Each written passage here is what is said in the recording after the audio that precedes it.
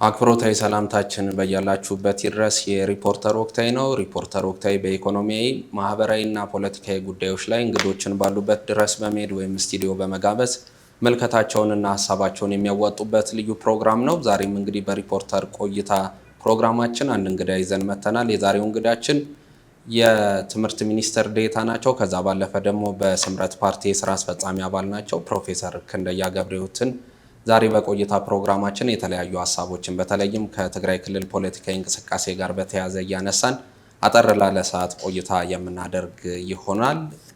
በጣም አመሰግናለሁ። እኔም ስለጋበዛችሁኝ በጣም አመሰግናለሁ። ምናልባት የፕሪቶሪያው ስምምነት የመፈጸም ሂደት ላይ ከህወሓት ባልተናነሰ መልኩ ላለመፈጸሙም ደግሞ የለውጥ ኃይል ነኝ የሚለው አካል በራሱ ድርሻ አለው ተብሎ ይታሰባል። እዚህ ላይ ያለው አስተያየት ምንድን ነው? እንግዲህ በእንግሊዝኛ it takes two tango ታንጎ ለመጨፈር ሁለት ሰው ያስፈልጋል። ስምምነቱም በሁለት ወገኖች መካከል የተደረገ አንዱ ካልተስማማ አንዱ ቢስማማ ትርጉም የለውም። እኔ ሁሉም የፌዴራል የሚወቀስበት እኮ ይኖራል። ግን በዋናነት ባለቤት ደግሞ ማለት ትግራይ ያለው የትግራይ ህዝብ ነው። ተጎጂ የሚሆነውም እየተጎዳ ያለውም የትግራይ ህዝብ ነው። መፈጸም አለብን ብሎ መጨቃጨቅ የነበረበት ሌላው አካል ነው። አሁን በዋናነት ደግሞ የፕሪቶሪያ ስምምነት አደናቃፊ የሆነው ኃይል ደግሞ አለ። ያ ኃይል በኖረበት ሌላም ብትወቅስ ትርጉም ስለማይኖረው ምክንያቱም የነበሩት ኢኒሼቲቮች አውቃቸዋለሁ። ከ2015 ጀምሮ ቢያንስ በእቅድ ደረጃ እኮ ተስማምተናል እናድርግ ተብሎም አይ ቲንክ የራያ የተፈጸመው አይ ቲንክ ጥሩ የኮሚትመንት ማሳያ እኮ ነው። ከዛ ውጭ ግን መሄድ ይቻል ነበር። ግን አይ ቲንክ የሚያደናቅፍ ኃይል ካለ ሌላኛ ብትወቅስም ባትወቅስም እኮ ትርጉም የለውም። ስለዚህ ትልቁ መልእክት መሆን ያለበት ሁላችን ለዚህ መረባረብ ይኖርብናል ነው። ስንረባረብ እኮ እኛም ያጠፋነው ነገር የለም ማለት አይደለም። ሁላችን ለዛ ያጠፋነው ተጠያቂዎች መሆን እንችላለን። ግን አሁን ደግሞ ትግራይ ወደፊት የሚወስድ ሳይሆን ወደ ኋላ የሚጎትት ወደ ቀውስ የሚያስገባ ሁኔታ ነው ያለው አሁን ትግራይ እያጋጠመ ያለውና ቢያንስ ይሄን እናስቆመው። አሁን ሌላ ቦታ እኮ ስለ ሰላም ብቻ አይደለም የሚወራው፣ ስለ ልማት፣ ስለ ዲሞክራሲ ይወራል። ትግራይ አሁን ስለ ዲሞክራሲ፣ ስለ ልማት አይደለም እያወራን ያለን። መጀመሪያ ሰላም መምጣት አለበት። የሁሉና ጉዳይ ነው። የትግራይ ህዝብ ተመልሶ ወደዛ ጦርነት መሄድ የለበትም። አሁን ያለፉት ጥያቄዎች ስላልተመለሱ ብለህ እንደገና ወደ ሌላ ጦርነት ሲገባ የባሰ ጉዳት ነው የሚፈጸመው ነው። ቆም ብሎ ያልተመለሱ ጥያቄዎችን እንዴት አድርገን እንመልሳቸው ብሎ የጋራ ማድረግ የሚቻልበት ሁኔታ ይኖራል። ምናልባት የለውጥ ምክር ቤቱ ከፌዴራል መንግስቱ ጋር ያለው ወሳኝ የሚባል ግንኙነት ምንድነው? ከዚህ አንጻር ትግራይን በሚመለከት የለውጥ ምክር ቤቱ ተጠያቂ ከሆነ ፌዴራል መንግስቱ በምን አይነት አግባብ መጠየቅ አለበት የሚል አቋም አለው። አሁን የለውጥ ምክር ቤት የራሱ ስራ አለው። ቀደም ያስቀመጥኳቸው ዓላማዎች አሉ። እነዚህ ዓላማዎች የፌዴራል መንግስትም ይደግፋቸዋል። ስለሚደግፋቸው አብረን የምንሰራቸው ነገሮች ይኖራሉ። ትግራይ ላይ የፕሪቶሪያ ስምምነት ሙሉ በሙሉ ይፈጸም ይላል እኮ የፌዴራል መንግስት። ትግራይ ላይ አካታች የሆነ አስተዳደር ይኖር፣ ይህም የስምምነቱ የፕሪቶሪያ ስምምነት አካል ነው። ትግራይ እንደዛ አይነት አረኝነት ተፈጥሮ ትግራይ ደግሞ ወደ ህዝባዊ ምርጫ መሄድ አለባት ነው። ይሄም የፌዴራል መንግስት አቋም እኮ ነው። የምርጫ ቦርድ ለታደሰ ጀነራል ታደሰ አስተዳደሩ ብዙ ጊዜ ደብዳቤ ጽፏል። አስቻይ ሁኔታዎች ፍጠሩልን በሚል ማለት ምርጫ ለማድረግ። በአንጻሩ ግን ከዛ ያለው ኃይል ምን ሲል ነበር? የህወሓት ሰርቲፊኬት ካልተመለሰ ምርጫ አይካሄድም ነው ማለት። በየትም ሀገር ፖለቲካ ፓርቲዎች ምርጫ መሳተፍ አለመሳተፍ መብታቸው ነው። መምረጥ ግን የህዝብ መብት ነው። እነዛ ግን ነው የኛ ሰርቲፊኬት ካልተመለሰ ምርጫ አይካሄድም ነው። ተፈናቃዮች ካልተመለሱ ተፈናቃዮች ያሉን ብሎ የሚናገሩት ማለት ተፈናቃዮች በቃ የድርጅታችን ህልውና ካልተመለሰ ተፈናቃዮች ባይመለሱ ባንመለስ ይቻላል ብለዋል ተፈናቃዮች ብሎ ኤክስትሪም የሆነ በጣም ጸረ ህዝብ የሆነ አቋም ያላቸው እንትኖች ናቸው። የለውጥ ምክር ቤት የሚሰራው ስራ የራሱ እቅድ አለው። የፌዴራል መንግስትም የራሱ እቅድ አለው። በዛ ዙሪያ የምንገናኘው ነገር ይኖራል ማለት ነው። ሌላው ቀጠናዊ ጉዳይ ነው። በተለይ ቅድም አንስተውታል። የቲፒኤልኤፍ ከኤርትራ መንግስትና ከሌሎች አጋሮቹ ጋር በመሆን እንግዲህ ትግራይን ዋነኛ የጦርነት ቀጠና በማድረግ ኢትዮጵያን እንትን የማድረግ ሂደት ይኖራል የሚል አለ። አክተሮቹን እስቲ እናያቸው። ምንድነው አሁን በዋናነት የተፈለገበት ምክንያት? ቲፒኤልኤፍ ኢንታንጀብል የሆነው ኮዙ ምንድነው? ከነሱ ጋር አብሮ ሰራለሁ ብሎ እንዲያምን ያደረገው እንግዲህ ያው የጠላት ነው አይነት ነገርም አለበት። አሁን እዛ ቀጠና ሁኔታ የገቡት ሁሉም የራሳቸው ዓላማ አላቸው። ግብፅም እንበል ኤርትራም፣ ሱዳንም የሱዳን ክፋይ አካላት ማለት ነው የራሳቸው ዓላማ አላቸው። እዛ ትግራይ ያሉት ወንጀለኞች ደግሞ በተቻለ መጠን ይህን ፌዴራል መንግስት አሁን ባይዘው እንትናቸው ቀይረዋል። የትግራይ ህልውና በብልጽግና ሞት ነው አይነት መፈክር ነው ከትላንት ጀምሮ ደግሞ ሲያሰሙ የነበሩ የጦርነት አዋጅ እንደሆነ ግልጽ ነው። እንግዲህ በግልጽ የሚያሉ ሲሆን አሁን ብቻችን አይደለንም አጋሮች አሉን ነው። እዛ ላይ ብዙ የተንታታ እንትን አቋም ነው ያለ። አንዳንዶቹ ከፈለጉ ከኛ ጋር ይሆናሉ የሚሉ ሌሎች አሉ። ግን ሃይስ ለበል ብቻችን አይደለንም። አሁን ትግራይ ብቻዋን ትግራይ እንደባለፈው 360 ዲግሪ አይዘጋም። ትግራይ ያው እንግዲህ ግልጽ ነው መልእክቱ። ያው በኤርትራ በኩል ወደ ውጭ አክሰስ እናደርጋለን ነው። የተወሰነ ነዳጅም የተወሰነ ነገር እህልም እያስገቡ ናቸው በዛ ሳይድ ማለት ምን ያህል ሳስቴናብል ሆኖ ይቀጥላል፣ ምን ያህል የኤርትራ አቋም ታማኝ ሆኖ ለነሱ ይቀጥላል እንግዲህ የምናየው ይሆናል። በዋናነት ግን እነሱ እዛ ያሉት አትሊስት ቢያንስ የፌዴራል መንግስት ማንበርከክ የምንችለው ከሌሎች ኃይሎች ማለት ኢትዮጵያ ውስጥ ካሉ ሌሎች ጸረ ሰላም ኃይሎችም አሉ። ከነሱ ጋር ተባብረን የኢትዮጵያ መንግስትም አንዳንዴ በወር ይላሉ፣ አንዳንዴ በሁለት ወር መጣል እንችላለን የሚል እንትን አላቸው። የኤርትራ መንግስት ደግሞ የራሱ ዓላማ አለው። የኤርትራ መንግስት አሁን የሚነሱ የባህር በር ጥያቄዎች አሉ በኢትዮጵያ በኩል ይሄን ወደ ጦርነት ሊወስዱ ይችላሉ፣ ሊጠቃ ይችላሉ ሊል ይችላል። በዋናነት ግን የኤርትራ መንግስት እኮ የተቃወመው የፕሪቶሪያ ስምምነት ነበር አይደል? ፕሪቶሪያ ስምምነት ለምን ተፈጸመ ነው።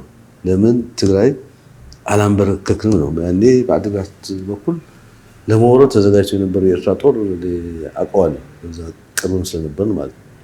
የዓላማ ያ ቢያንስ ጦርነት እንኳን ቢነሳ ወደ ትግራይ ወደ አማራ የማሻገር እንትን አለ። ይሄ የኤርትራ መንግስት ስትራቴጂክ ዴፕስ የምንለው የላቸውም እነሱ በጣም ትንሽ ነች።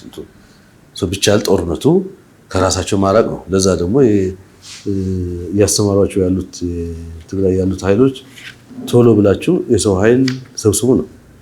የሰው ኃይል አስገድዳቸውም ቢሆን ማለት ትግራይ ውስጥ ያልተለመደ ነገር ማለት አስገድደ አሁን የምትሰማው የህፃናት ድምፅ ገና የ13 የ14 ዓመቶች ናቸው ወደ ማሰልጠኛ ካምፕ ያስገቡ ያሉት። የትግራይ ያሉት አሳይመንታቸው ምንድነው? የሰው ኃይል ማሰባሰብ ይሆናል። እነዛ ደግሞ በተቻለ መጠን ያን ያህል ያግዟቸዋል ወይ ብናየው ነው። ግን ያው የመሳሪያ የአንዳንድ ድጋፎች የሚያደርጉ ሱዳን ደግሞ ያው በየራሳቸው እንትን ላይ ያሉ ናቸው። ከዚህ ከትግራይ ደግሞ ሄደው ለአንዱ ሳይድ ነው የሚዋጓሉ። ያው አርሜ ሰባ የሚባለው ትግራይ ሱዳን ውስጥ ነው ያለው የተወሰነ ሸረሪና ጫፍ ላይ ያለ። አብዛኛው ግን ወደ ውስጥ ገብቶ ሱዳን ውስጥ የውክልና ጦርነት እያካሄደ ያለ ነው። የተጨመረ አርሜም አለ በቅርብ አሁንም የተወሰነ ተዘጋጁ የተባሉ አሉ።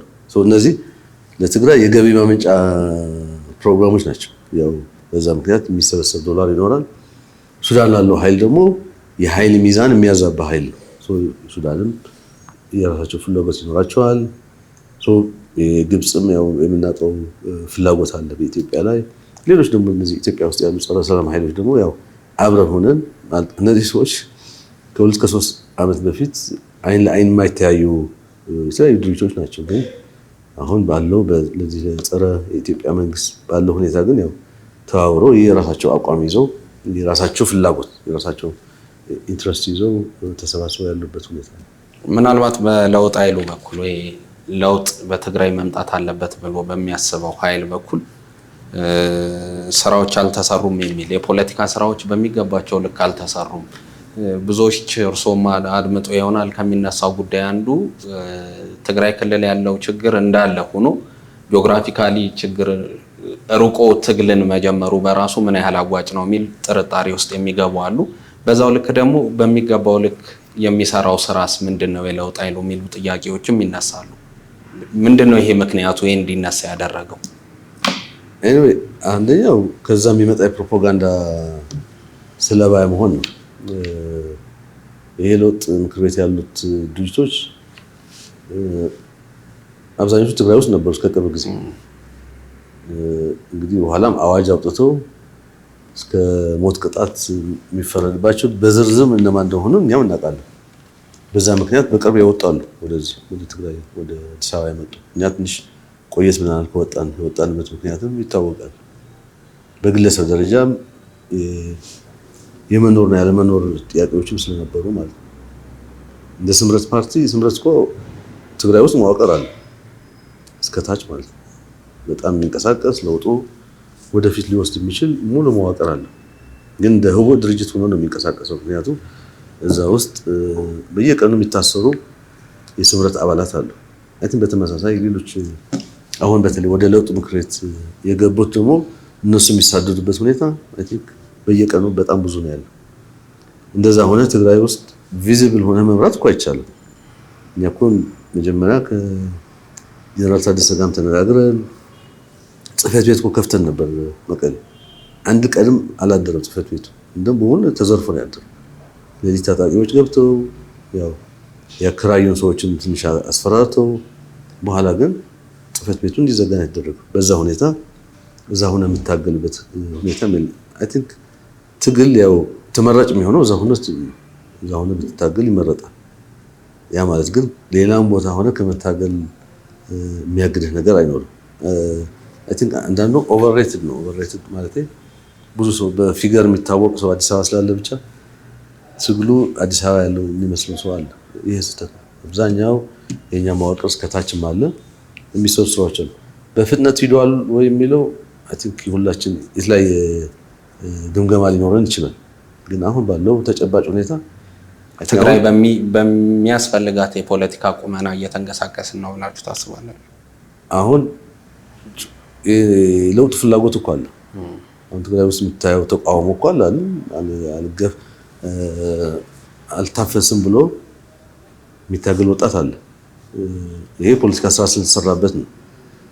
ከዛ ውጭ ግን ትግራይ ያለው አፈና ደግሞ የሚያሰራ እኮ አይደለም። አሁን ትግራይ ትንሽ የሚናገር ሰው በሙሉ እኮ ተባሯል፣ ወጥቷል ከትግራይ። እዛ ሆነው ሲጽፉ የምናውቃቸው ሲናገሩ የምናውቃቸው ሰዎች በሙሉ አብዛኞቹ ከትግራይ ወጥቷል። ምክንያቱም እንደሚያጋጥማቸው ስለሚያውቁ ነው ማለት ነው። አንደኛው ምቹ ሁኔታም የለም። ምቹ ሁኔታ በሌለበት እዛ ሆነ የፖለቲካ ስራ የሚሰራበት ሁኔታም የለም። በዋናነት ግን አሁን የጀማመርናቸው ስራዎች አሉ። አይ ቲንክ በቅርቡ ደግሞ ፍሬም ያፈራሉ ብለን ነው ምናምን። ስለ ጄኔራል ታደሰ ወረደ መረጃ አለዎት? አሁን በምን አይነት ሁኔታ ውስጥ እንዳሉ? እኔ አጠቃላይ መረጃ ነው ያለኝ። ያው ከቤት አይንቀሳቀስም። መልካም። የስምረት የፖለቲካ እንቅስቃሴ ከሌሎች የአጋር ወይም ደግሞ የትግራይ ጉዳይ ያገባኛል ብለው ከሚንቀሳቀሱ የፖለቲካ ድርጅቶች ጋር አንድ ላይ በመሆን የሚሰራ ነው። ምናልባት በዚህ ሂደት ውስጥ ራሱ የህወሓትን ሀሳብ ቢደግፉም ያካሄድ ልዩነት ያለባቸው መሰረታዊ የሚባል ግን ተቋሙ የሌለባቸው የፓርቲ ስብስቦችም አሉ። የፖለቲካ ልዩነቶች ሊኖሩ ይችላሉ፣ የሀሳብ ፍጭቶች ሊኖሩ ይችላሉ። ግን ለአንድ ትግራይ እስከሆነ ድረስ እነዚህን ሀሳቦች እንዴት ነው አጣጥሞ መጓዝ የሚቻለው? ምክር ቤቱ በራሱ እንደዚህ አይነት ስጋቶች አሉበት የሚል አይነት ጥያቄ ስለሚነሳ ስምረት አንድ ልዩ የሚያደርገው ማለት በርዕዮተ ዓለምም በማኒፌስቶ የሚያስቀመጥናቸው ነገሮች አሉ። ከሁሉም ጋር መስራት ነው። ከዚህ ከህወሓት አንድ የምንነቅፈው ይሄ ብቻዬ መሆን አለብኝ የሚለው አይነት ነገር ከዛ መውጣት አለብን ነው። ትግራይ የሁሉም መሆን አለባት፣ የሁሉም ትግራይ። ይሄ ሊሆን ከሆነ ደግሞ ብዙ አስተሳሰብ የምታስተናግድ ትግራይ መሆን አለባት። ይሄ የስምረት አቋም ነው። ከመጀመሪያ ጀምሮ ከሁሉም ጋር መስራት አለብን። አሁን ያለፈውን ሂሳብ የምናወራርበት ጊዜ አይደለም እና በተለያየ መልኩ ተቃየመንም ሊሆን ይችላል። በተለይ ስምረት አዲስ ፓርቲ ነው ማለት እንደ ግለሰቦች በተለያየ ፓርቲ ሮል ሊሆን ይችላል። ግን ያ ያለፈ ጉዳይ ነው። በዋናነት አሁን ኢንክሉሲቭ የሆነ ትግራይ ለሁሉም የምትሆን ትግራይ መሆን አለባት። ይሄ ሁላችን ከልብ የመነጨ እምነት ነው። እንደዛ ለማድረግ ማለት ሁሉም አመለካከት ግልጽ ነው ማለት አይደለም። ይሄ ስንሰራ ኢቭን ምርጫም ሲካሄድ አንዳንዱ ያው እናውቀዋለን 100% 90% ምናምን የሚባል ነገር እናውቃለን። የመጣንበትን እንትን ይሄን አጥብቆ ነው የሚቃወሙ ስምረት። ሁሉም ኃይሎች ለትግራይ ኮንትሪቢዩት ማድረግ ይችላሉ። የምርጫ ጉዳይ የሚወሰን የህዝቡ መብት ነው የሚሆነው።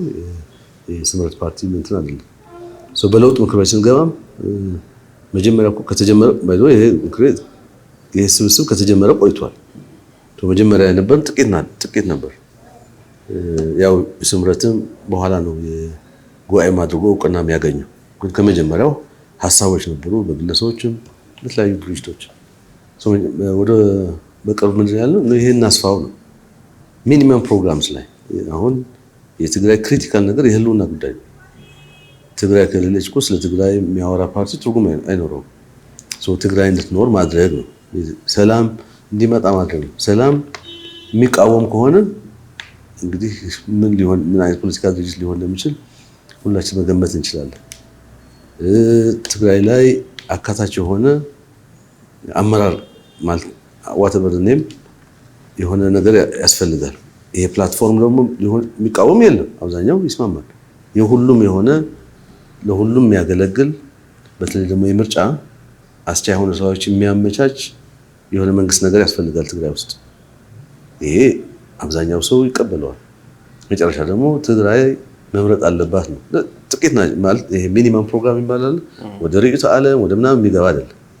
በዚህ የሚሰባሰብ አካል በሙሉ እዛ ለውጥ ምክር ቤት የሚገባበት ሁኔታ ነው ያለው። እንግዲህ እዛ ውስጥ አይ ቲንክ በየጊዜው እየሰፋ ነው እየሄደ ያለው። አም ሹር ጊዜ በወሰድን ቁጥር ደግሞ ሁሉም ኃይል የሚሰባሰብበት አንድ አማራጭ ይሆናል። እንግዲህ ብዙ ሰው ይሄ ለውጥ ምክር ቤት ልክ እንደ አማራጭ መንግስት አድርጎ የሚያስበው አለ። አይደለም። በቃ አንድ ፕላትፎርም ነው። በቃ የሚስማሙ የፖለቲካ ኃይሎች፣ የሲቪክ ማህበራት፣ እንደ ታዋቂ ግለሰቦች የተሰባሰቡበት ማለት። ሌላም አማራጭ ሊኖር ይችላል። የመጀመሪያው የነበረው እንደውም ይሄን ጠቅላላ ፓራሌል አይነት የመንግስት ሂዶ መንግስት የሚተክል አይነት ነገር ወደ ትግራይ እንደዛ አይደለም። እንትን አንድ የፖለቲካ ስብስብ ነው ግን ተጽዕኖ የሚፈጥር ማለት ነው። ከዛ በኋላ ትግራይ ስንሄድ ደግሞ ትግራይ የሚመስል ሌሎች ኃይሎችንም አሰባስቦ የራሱ የሆነ አስተዳደር ሊኖርበት ይሆናል። ስለዚህ ክፍት ነው ለሁሉ በእነዚህ ሚኒመም ፕሮግራሞች የሚስማማ ማለት ነው። መልካም። በእርግጥስ ግን የእናንተ ከፌዴራል መንግስቱ ጋር መስራት የትግራይን የፖለቲካ ብልሽት በምን አይነት መንገድ ሊያስተካክል ይችላል ተብሎ ይታሰባል የሚሉ ጥያቄዎችም ያነሱ አሉ። እንዴት ሊሆን ይችላል የሚሉ አንዳንዱ አሁን ከፌዴራል መንግስት ጋር ለምን ይሰራሉ ብሎ የሚነሳለን። የኔ ጥያቄ ለምን አንሰራም ነው። ከፌዴራል መንግስት ጋር እኮ ኦልሬዲ የፕሪቶሪያ ስምምነት ፈርመናል። ከፈረምን በኋላ ተመልሰህ ወደ ቁርሾ የምትገባበት ምንም ምክንያታዊም አይደለም። አብረህ ትሰራለህ። ልዩነትም ካለ በልዩነትም በውይይት መፍታት ነው። አሁን እየሰራን ያለነው ይሄ ነው። ሁሉ ነገር ላይ እንስማማለን ማለት አይደለም። በማንስማማውም ቀጣይ ውይይት ያደረግን የምንስማማበት ሁኔታ እንፈልጋለን። አይ ቲንክ ትግሉም የሚጠይቀው አሁን ያለው የጊዜው ትግልም የሚጠይቀው ይሄ ነው። ጠመንጃ መፍትሄ አይደለም። ከፌዴራል መንግስት እየሰራን ያለው በዚህ አጋው ነው። ሌላኛው ምናልባት ለዚህ የኤግዚስቴንሻል ትሬት አለባት ትግራይ አሁን የህልውና ጉዳይ ነው ተብሎ ይታሰባል እና ምናልባት የህወሓትንም ችግር ቅድም እንዳነሳ ነው ግን በትግራይ ክልል ያገባናል ብለው የሚያስቡ አካላት በምን ያህል መንገድ ይህንን የህልውና ችግር ለመፍታት እየተንቀሳቀሱ ነው የሚለውም ጥያቄ የሚነሳበት ነው። እንዴት ይገመግሙታል እርስዎ? ይሄንን እውነት ህልውና አለበት ክልሉ? ጥያቄ ማንሳት አንድ ነገር ነው፣ ሆኖ መገኘት ደግሞ ሌላ ነገር ነው። አሁን ብዙ ጥያቄዎች እኮ ቲዎሬቲካል የሆነ ነገር ማንሳት እንችላለን። መሆን ያለበት ግን ወደ ትግሉ መግባት ነው። ይሄ መፈታት ያለበት ሁሉም በተደራጀ መልኩ ሲታገል፣ ለሰላም ሲታገል ማለት ነው። ለሰላም ስንል ግን ሰላም ብቻውን ስለዘመርክ አይሆንም። ሰላም ማስከበርም ጉልበት ይፈልጋል አይደል? አሁን የተደራጀው ኃይልም ተጽዕኖ መፍጠር እኮ ይኖርበታል። ተጽዕኖ መፍጠር እኮ ጉልበት ነው። ስለዚህ አሁን ዝም ብለህ በዳር ተመልካች ሆነ መውቀስ ሳይሆን መገምገም ሳይሆን ወደ ትግሉ መግባት ነው። ወደ ትግሉ ስትገባ ደግሞ የሚስተካከለው ነገር ካለ የጎደለ ነገር ካለ አይ ቲንክ እኔ ፍጹም ነው ማለት አይደለም። አሁን በለውጥ ምክር ቤት የተጀመረው እኮ ቅድም ያልኩት እንደ አንድ አማራጭ ፕላትፎርም ነው። ሌላ ነው የሚሻለው መንገድ የሚልም ካለ እኮ መወያየት ነው የሚቻለው። ግን በዋናነት ግን ትግራይ ውስጥ ያገባናል የሚል ሰው ካለ ግን ካልታገለ በስተቀር ዝም ብሎ ዳር ሆኖ ቢገመገም ትርጉም አይኖረውም ነው። አይ ቲንክ ጊዜም የለም። አሁን የምናያቸው በተለይ በቅርቡ ያሉት እንቅስቃሴዎች በጣም አስፈሪ ናቸው። ትግራይ ባዶ ማድረግ ደግሞ ከሻዕቢያ የተማሩት ነው። ብዙም አሁን በቅርብ እዛ ሄደው ገምግመው የሚያወጡት ነገርም በቃ በተቻለ መጠን የፈለገው ይሂድ፣ የቀረው ግን አስገድደንም ቢሆን ወደ ጦርነት እናስገባዋለን ነው፣ ወደ ሰራዊት እናስገባዋለን።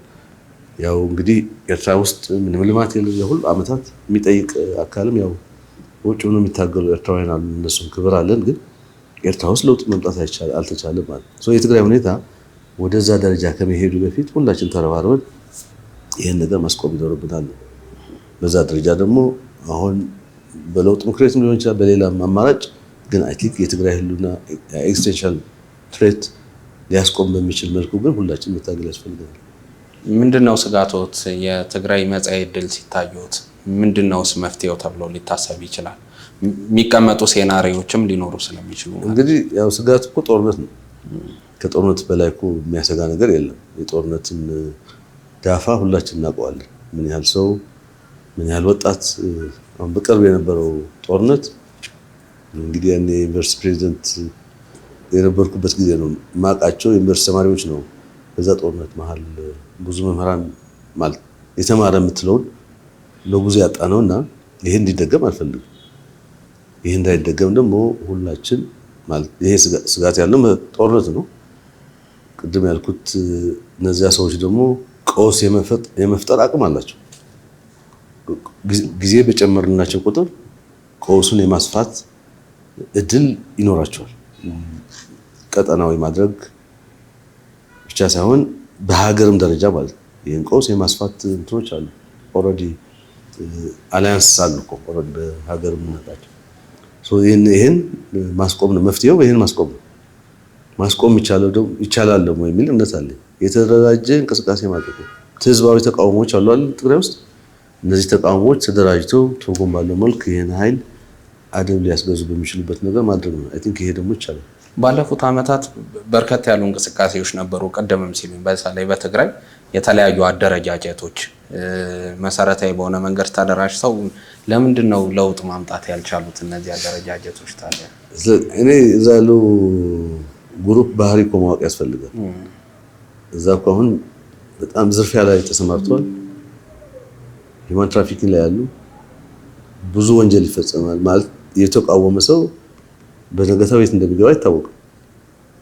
አንዳንዶቹ በቅርብ ወደ ኤርትራ ያሻገሯቸው ወጣቶችም አሉ።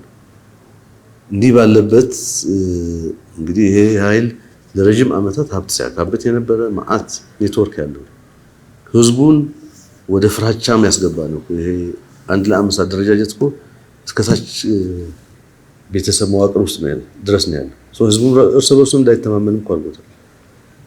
አሁን በቅርብ ያየነው ያለው ዶክመንተሪ ያኔኛ ያለን እንቅስቃሴዎች ነበረዋል። ወጣቶች ነበሩ በየአካባቢ እዛ ይሄን እንቅስቃሴ ሲፈሩ ነው የነበሩ ወጣቶች ነው በሚዲያ ማስለፍለፍ ጀምረዋል።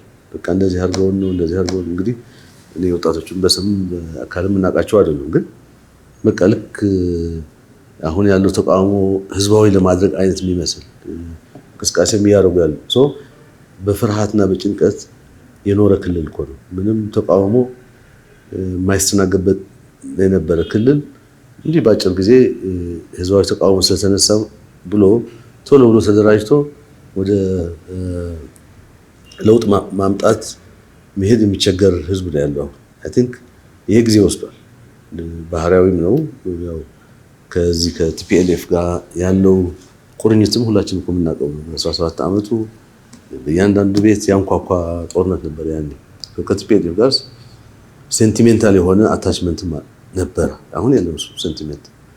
ይሄን ኦልሬዲ አይ ቲንክ በግልጽ እያየነው ያለነው ነው። ይሄን የተደራጀ ኃይል መምራት ይፈልጋል። ይሄ ነው የለውጥ ምክር ቤት ለማድረግ እየሞከረ ያለው። እንግዲህ አጭር ጊዜ የሆነ ነገር መፍትሄ ይኖራል የሚል ፖዚቲቭ የሆነ እንትን ያለው። በዋናነት ግን የፌደራል መንግስቱ እንዲሰራ ጫና እያደረጋችሁበት ያላችሁት ነጥብ ምንድን ነው እናንተ? ወይም በትግራይ ጉዳይ ይህን ጉዳይ ማሳካት አለብህ ብላችሁ በጣም ግፊት ፈጥራችሁ የፌዴራል መንግስቱን የምትጠይቁት መሰረታዊ ነጥብ ምንድን ነው? አንደኛው የፕሪቶሪያው ስምምነት አካል ነው። የፕሪቶሪያ ስምምነት ፈራሚ ነው። ፌዴራል መንግስትም ግዴታ አለው ነው ይሄን ማስተግበር ነው። እንግዲህ ሰላማዊ ሰልፍ ላይም እኮ መልእክቶች ነበራል ለፌዴራል መንግስት። ህገ መንግስት የማስጠበቅ ደግሞ ግዴታ ያለበት ፌዴራል መንግስት ማለት ትግራይ ያለው እያንዳንዱ ትግራዋይ ደግሞ መብት አለው በህገ መንግስቱ መሰረት ነው። ይሄን የማስከበር የፌዴራል መንግስት ግዴታ ነው። ፌዴራል መንግስት ግዴታው ሊወጣው ይገባል። ባለፈው በሰልፉ ላይ የነበረው አንዱ መልእክት ይሄ ነው። ሁላችንም በየሚዲያ ስንቀርብ እያቀረብን ያለውና ጫና እንግዲህ ይሄ ነው። ከዛ ውጭ ፌዴራል መንግስት ቶሎ ብለ ጦርነት ክፈት ምናምን ለማለትም አይደለም። በዋናነት ግን ምክንያቱም የጦርነት ዳፋውን ስለምናውቀው ነው። ግን ይሄን ማስገደድ የሚቻልበት ብዙ መንገድ አለ። ይሄ መንገድ የፌዴራል መንግስትም መጠቀም ይኖርበታል። በዋናነት ግን እዛ ያለው ትግራዋይ እዚህ ያለ ሁሉም በተደራጀ መልኩ መንቀሳቀስ አለበት። ከፌዴራል መንግስት የምንፈልገው ድጋፍም ያው በግልጽ የምናቀርብበት ሁኔታም አለ። ይሄ ስናደርግ እነዛ እኮ ጥቂቶች ናቸው። እነዛ ጥቂቶች በህዝባዊ እንቅስቃሴም አደብ የሚገዙበት ሁኔታም እድልም አለ። የለውጥ ምክር ቤቱ ምንድነው አሁን በአጭር ጊዜ ያሳካዋለሁ ብሎ እየተንቀሳቀሰ ያለው? ትግራይ ይሄ ቅድም ያለው ነው። ኦልሬዲ እቅድ አውጥተዋል። እነዚህ እንቅስቃሴዎች ወደ ተግባራዊ እንቅስቃሴ እንዲሄዱ ማድረግ ነው። አንደኛው ስራ እኮ የማጋለጥ ስራ ነው እየሰራን ያለ ነው። አትሊስት ህዝቡ ይሄንን ጠባብ ግሩፕ እንዲጠፋ ማድረግ ነው። ይሄ በተወሰነ መልኩ ተሳክቷል ማለት ያው ተቃውሞች የሚነሱበት ምክንያትም ይሄ ነው። ከዛ በኋላ ወደ ተግባራዊ እንቅስቃሴ እንገባለን። ኦልሬዲ የባለፈው ሰልፍ ለውጥ ምክር ቤት ነው ያዘጋጀው። ቀጣይ ደግሞ የተያዙ እቅዶች አሉ ወደ ስራ ይገባል። በመጨረሻ ግን እንደው ለኢንተርናሽናል ኮሚኒቲውም ሊሆን ይችላል አጠቃላይ ምን አይነት የመፍትሄ አማራጮች ቢመጡ የሚል አይነት ምልከታዎትን ሊያጋሩ ማለት እንግዲህ እዛ ያለው ኃይል ምን ያደረገ እንደሆነ ኢንተርናሽናል ኮሚኒቲ በጣም ብዙ ኢንፎርሜሽን አለ፣ ግልጽ ነው። የሚሰሩ ያሉት ወንጀሎች በዓለም አቀፍ ደረጃ የሚያስጠይቁ ናቸው። ብዙ ብሎ በክልሉ ብቻ አይደለም። የሰው ልጅን አስገድደህ ወደ ጦርነት ማስገባት ወንጀል ነው አሁን ያለው የአፈሳ ስራ ማለት። ከዛ ውጭ ደግሞ ማአት የሆነ የሰብአዊ መብት ጥሰቶች አሉ ትግራይ ውስጥ። ይህን የሚጠሱ አካላት ተጠያቂ መሆን አለባቸው ነው። ተጠያቂነታቸው ዝም ብሎ በሀገር ብቻ መሆን ያለበት በዓለም ማህበረሰብ ይህም ጫና መፍጠር አለበት ነው። ከዛ በተጨማሪ ግን የፕሪቶሪያ ስምምነት ይፈጸም ስንል እኮ ፕሪቶሪያ ስምምነት የፈረሙ አካላት አሉ። ሲፈረም ደግሞ ጫና የፈጠሩ አካላት አሉ። የአውሮፓ ህብረት፣ የአሜሪካ መንግስት፣ የተባበሩት መንግስታት፣ ኢጋድ፣ አፍሪካ ህብረት እነዚህ ጫና መፍጠር አለባቸው እነዚህ እንዲፈጸሙ ለሁሉም አካላት። ይሄ ሲደረግ ግን ዝም ብለህ እንደዚህ ይሆናል ቲዎሬቲካል በሆነ ብቻ ሳይሆን ጫና መፍጠር ስንል ወደ ተግባር ሊያስገባ የሚችል ነው። የሚያስቸግረው ኃይልም ሳይወድ ወደ መስመር የሚገባበት ስራ መስራት ያስፈልጋል። ይሄ ለመስራት ምቹ ሁኔታዎችም አሉ ማለት ነው። የነዚህ ተጠያቂነትም ማስከተል ስላለበት ነው። ተጠያቂነት ሲኖር እነሱም እኮ ይፈራሉ። ያለው ወንጀል ደግሞ ሞልቶ የፈሰሰ ስለሆነ ተጠያቂነት ለማረጋገጥ ብዙ የሚያስቸግርም አይደለም። ስለዚህ ወደዛ ደረጃ መድረስ አለበት የሁሉ። ከዛ በላይ ግን እኔ እዛ ያለው የትግራይ ሁኔታ መፍታት ያለበት የትግራይ ህዝብ ነው። ይሄ በሙሉ ኃይል ተንቀሳቅሶ ይሄንን ወደ ችግር ያስገባን ያለው ኃይል አደብ ማስገዛት ይኖርበታል። ይሄ ደግሞ ማድረግ ይቻላል። የትግራይ ህዝብ ተሞክሮም አለው እንዴት መደራጀት እንደሚችል ተደራጅቶም እንዴት ለውጥ ማምጣት እንደሚችል ደግሞ ተሞክሮ ስላለ ይሄ ሁሉም ኢትዮጵያውያንም የትግራይ ሁኔታ የትግራይ ብቻ አይደለም። ምክንያቱም የትግራይ ቀውስ ከቀጠለ ሌላ የኢትዮጵያንም ቀውስ የሚያባባስበት እድልም በጣም ከፍተኛ ነው። ቶሎ ብሎ መፍትሄም የሁላችን የጋራ መፍትሄ ልናስቀምጥ ይገባል። አመሰግናለሁ። ውድ የሪፖርተር ቆይታ ተከታታዮቻችን በዛሬው ቆይታችን ስለ ትግራይ ክልል ፖለቲካዊ እንቅስቃሴ ከፕሮፌሰር ክንደያ ገብረሕይወት ጋር ቆይታ አድርገናል። እንግዲህ እሳቸው በስምረት ፓርቲ የስራ አስፈጻሚ አባል ናቸው። ከዛ ባለፈ የትምህርት ሚኒስቴር ዴታ ናቸው። በትግራይ ክልል አጠቃላይ ሁኔታዎች ላይም ያላቸውን ምልከታና ሀሳብ አዋጥተዋል። ስለነበረን ቆይታ ከልብ እናመሰግናለን። አማኑኤል ጀንበሩ ከመላው የካሜራ ባለሙያዎች ጋር አብሬያችሁ ቆይታ አደረኩኝ። ሰናይ ጊዜ።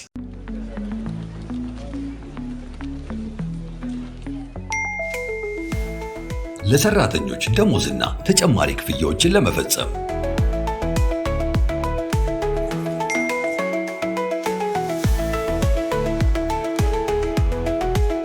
ከዶላር፣ ዩሮ እንዲሁም ፓውንድ አካውንቶ ወደሚፈልጉት አካውንት ገንዘብ ለማስተላለፍና ክፍያ ለመፈጸም የረጅም ጊዜ የባንክ ስቴትመንቶችን በቀላሉ ለማግኘት የበረራ ትኬትን ካሉበት ሆኖ ለመግዛት እንዲሁም ማረጋገጫ ደረሰኝን ለማግኘት በተጨማሪም የተለያዩ ድርጅቶች ክፍያዎች ለመፈጸም የኢትዮጵያ ንግድ ባንክን የኢንተርኔት ባንኪንግ አገልግሎት ሲመርጡ በየትኛውም ጊዜና ቦታ ፈጣን እንዲሁም ጥራት ያለው የኢንተርኔት ባንኪንግ አገልግሎት ለማግኘት ያስችላቸዋል። የኢትዮጵያ ንግድ ባንክ ሁሌም የሚተማመኑበት ባንክ።